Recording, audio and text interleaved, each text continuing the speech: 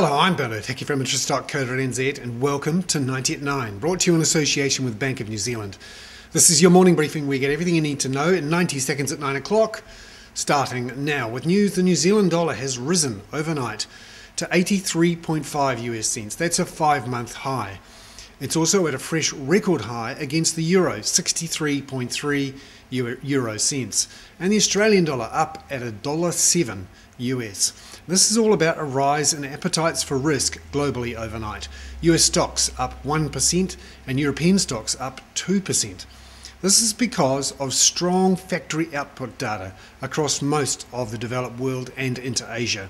US manufacturing rose more than expected, and so did European orders for factories. Even Indian manufacturing was up.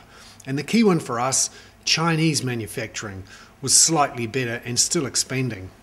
Also, there's plenty of excitement around Facebook. An IPO is due to be announced shortly.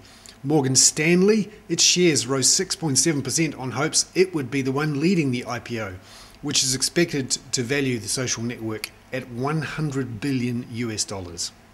However, there remain fears about Greece.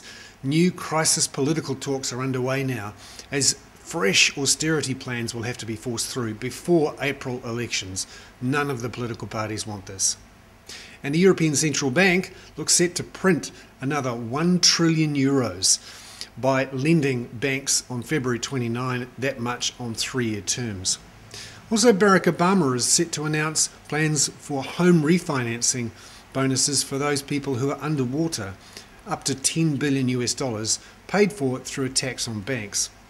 And finally, closer to home, Fonterra's global dairy trade auction of milk powder overnight showed the global dairy trade weighted index fell 0.9%. It's its third fall in 4 sales, but it remains remarkably stable.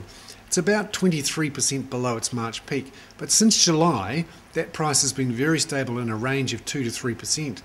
Output too for dairy farmers is up 15 to 20% after a very wet summer, particularly in the North Island, which was great for grass growth.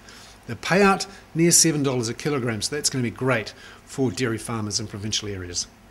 I'm Bernard Hickey. That was 90 at 9, brought to you in association with Bank of New Zealand.